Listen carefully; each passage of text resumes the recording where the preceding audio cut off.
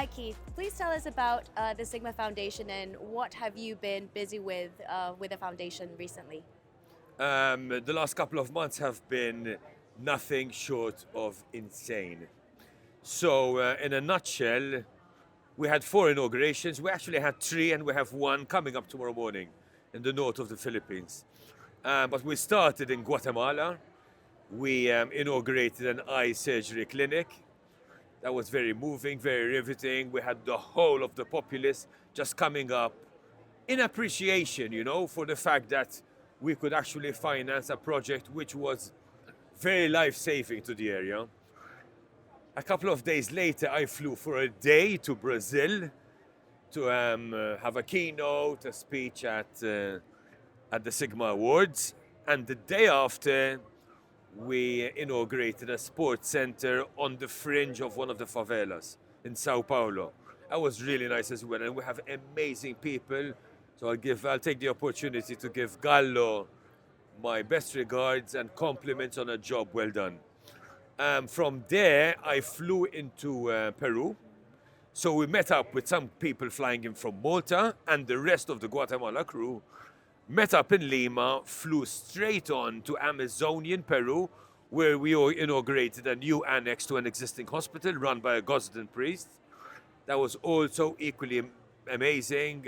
It was very, very highly populated in terms of locals. We were pleasantly surprised. And from there we flew down to southern Peru, to Cusco, where we engaged in the mystical Machu Picchu trek, the Inca Trail. Man, that was tough. That was 35 hours uphill, all the way, uphill. Wow. Rarefied air, so it was a slog, but it was beautiful. Flew back to Europe. A week later, we had the Camino de Santiago in Spain. So we flew into Portugal, busted to Spain, and started a 125-kilometer walk across Spanish farmlands and forestry, which was really nice. Flew back to Malta for a day, washed my clothes, repacked, and went for the highest mountain in North Africa, Mount Toubkal in Morocco. And a week later, I'm here. Wow, you're a busy, busy man. Yeah, but you know what, Ron? I will have it no other way. This is what we live for. This is the stuff that, look, it's not for everyone. Because I can imagine some people out there saying, oh my God, man, it's my idea of a nightmare.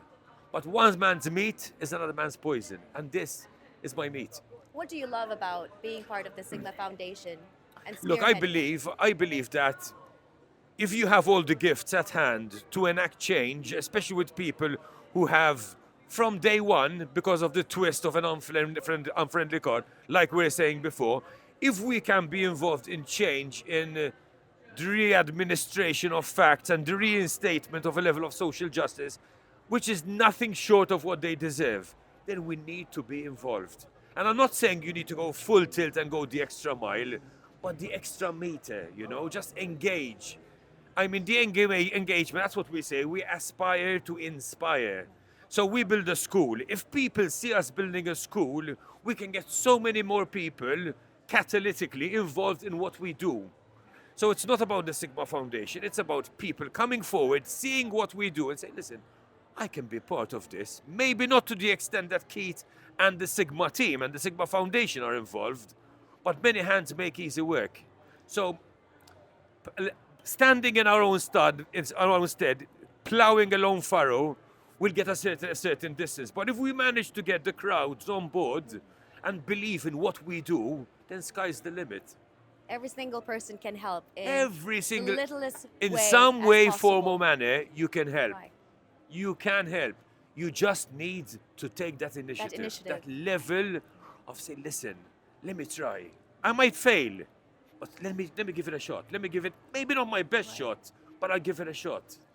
Keith, not everybody has this sort of mindset. A lot of people live in a bubble where they do not see anything else outside of their own comforts and their own challenges and their own struggles. Have you always been like this? What was the turning point that made you decide, this is what I want to do and this is what I'm passionate about? Look, I believe I was privileged enough to find my holy grail. So for the first 34 years of my life, I was engaged in charity, but at a distance. I was involved in the world of entertainment, organizing parties with Emon Police, the creator of Sigma. And once a year, we would organize a charity event because it was our way of giving it back. It was keeping it to a basic. Then I had the privilege, the stars aligned, and I had the privilege of meeting up with this priest. He approached me for one of these parties, said, Keith, come on, give it to us next year. Long story made short, he convinced me to travel with him to Ethiopia. And I did it on a whim. Right. There was no spiritual moment. And when I landed there and I experienced life in Ethiopia on the ground for 6 weeks, I knew I had met my Holy Grail, that I was destined for this. Now, it's not everyone's cup of tea. And we've been saying this and I'll punctuate it. It's not everyone's cup of tea. But if you can be contributory on a level, we can show you an inside view of where we go and what we do. Now, if you don't want to join us over there, but be contributory on a level, Many hands make easy work. Ethiopia was an amazing country, but since, obviously very paradoxical, very bittersweet, because, well, the extremes over there are just mind-blowing. But since we formed the Sigma Foundation 6 years ago, this has broadened our horizons. It's taken us to new realms. And as we were saying before, we're now in 8 countries. And it's not really nice setting benchmarks, but sometimes you do need to set goals.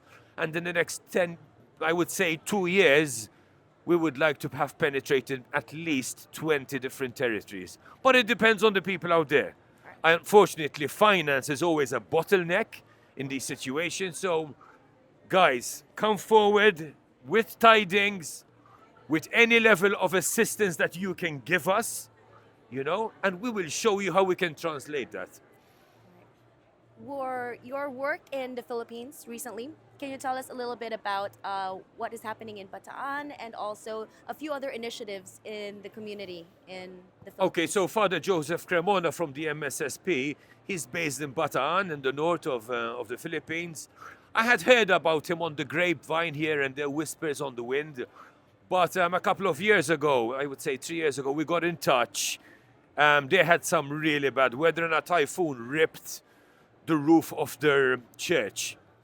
So he approached us for assistance. He needed financing of the reconstruction of this church and also a solar paneling system. The heat up there is beyond the roof, pardon the pun. So we did engage, and it was the starting point of what turns out what augurs to be a beautiful journey. So last year we inaugurated the musical center, which we financed as the Sigma Foundation, and we're seeing the lives of all these youths changed, and it's been a really diametrical change because we've always looked upon improving lives by and large through academia, and this is also academia, but musical academia. Right. So it was very moving last year when we saw the orchestra up in action, and Eman joined us. And we had all the locals coming on board. It was a time of unity, of peace and love. Tomorrow we'll be inaugurating. It's not a similar project, but it's the same in catchment area, Bachawan, which is about 45 minutes north of Bataan. It's a community center, and it's the start. It's the evolution of the place. Now we have guests, and I hope they can see what we see, where we envisage this place going. But Father Joseph, and I must hail the man, he's a 70-year-old, but he has the energy and the guile and the zest and the zeal of someone who's just fallen out of university. And he's God-given, and he's so passionate about the cause and the locals that the only words I have are words of praise for the man. So it's great that Sigma Foundation is putting a magnifying glass on the things that normally people only see as ants and amplifying it so that there's more awareness on what could be done more to help out.